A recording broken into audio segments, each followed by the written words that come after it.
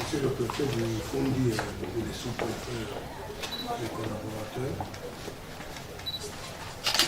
comme vous le savez, le Conseil électoral vient de proclamer officiellement la liste des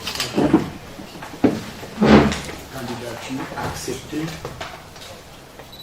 pour l'élection présidentielle du 12 octobre 2025. Vous le savez également, nous devons assurer l'encadrement du processus. Lors de la conférence des gouverneurs des régions, on avait déjà répercuté au gouverneur les très hautes directives du chef de l'État dans le sens de l'encadrement du processus électoral. Le chef de l'État a donné pour instruction ferme que ces élections doivent se dérouler dans un climat de paix et de tranquillité.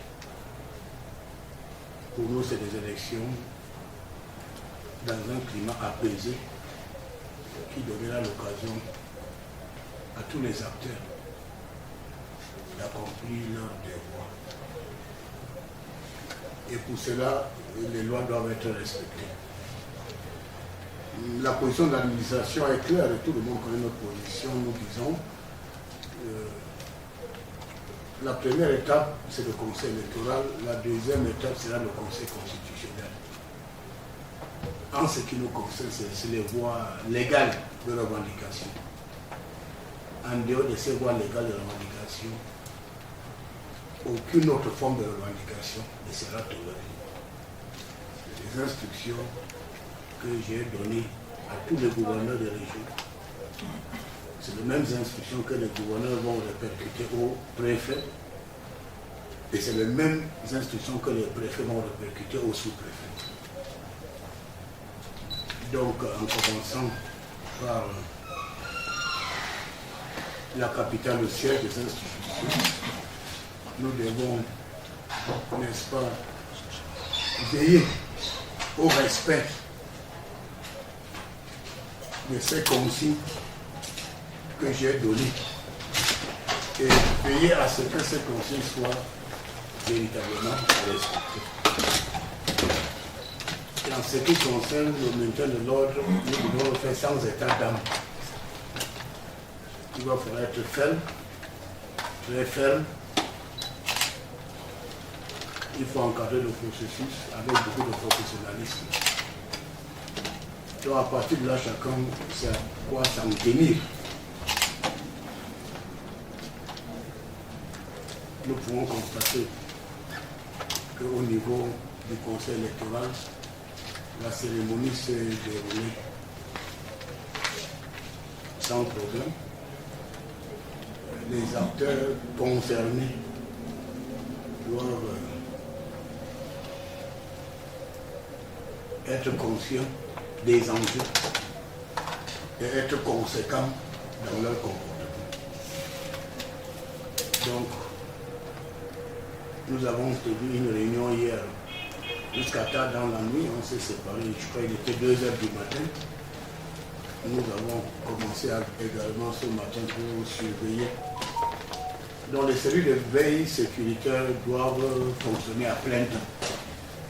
Les autorités administratives doivent être sur le terrain. Parce qu'il y a 2 catégories de personnes dans ce processus. Il y en a qui souhaitent que ça se déroule normalement dans un esprit de fair play. Il y a d'autres qui pensent que si tel ou tel n'est pas candidat, bon, vraiment, il va y avoir telle ou telle action. Non, les voies de recours doivent être respectées pour nous, et je dis la même chose dès lors que ça c'est la première phase, le Conseil électoral. La deuxième phase se joue au niveau du Conseil constitutionnel. Donc, les conférences de presse tapageuses, tout ce qui peut susciter le désordre, nous ne devons pas accepter. Chacun qui est acteur du processus doit connaître le droit, et ce droit doit être respecté. non seulement respecter, mais scrupuleusement respecter. Donc, monsieur le préfet, à partir de cet instant, vous devez demander à vos collaborateurs d'être sur le terrain. Vous devez organiser des patrouilles.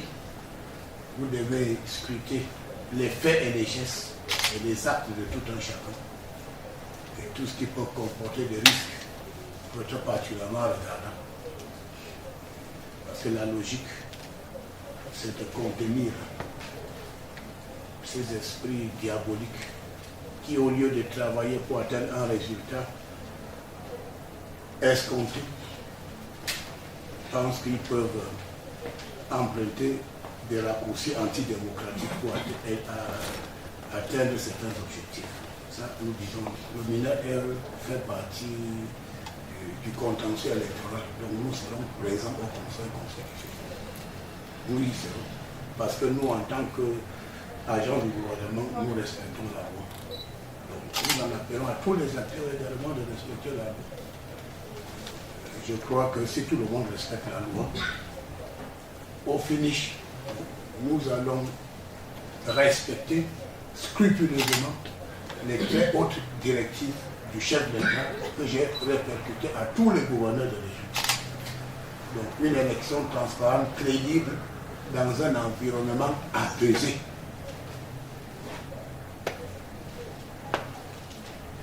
Les revendications se feront dans les maisons. Je l'ai dit, encore, les revendications c'est dans les maisons. Si vous voulez pleurer votre sang, ça sera dans les maisons.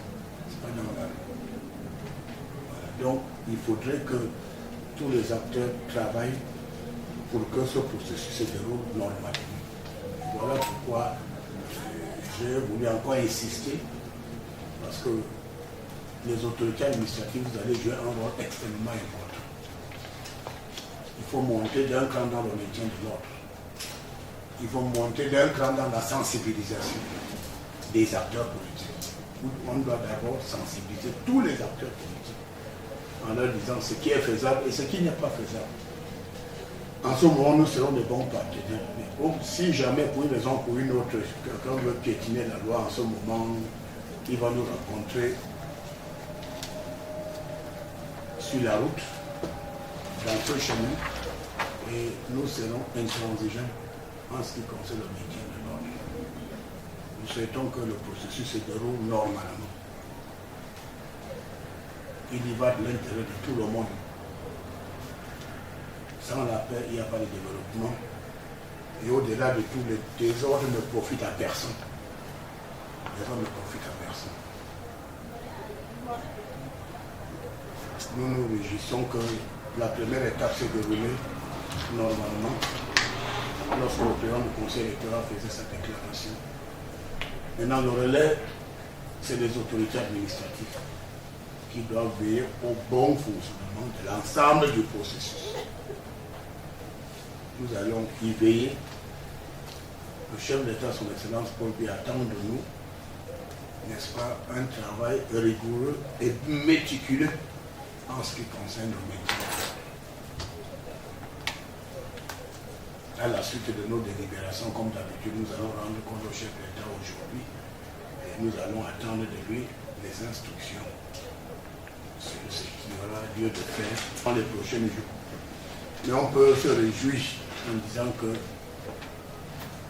pour l'instant, d'après le rapport que vous m'avez donné, qu'il y a un cadre relatif dans le département du Fouilly. Le siège des institutions.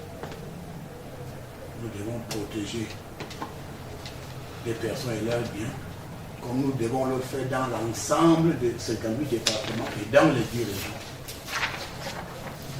Nous allons y veiller afin que les choses se déroulent normalement et dans de très bonnes conditions. C'est sur cette note que nous allons terminer nos délibérations de ce jour. Thank you.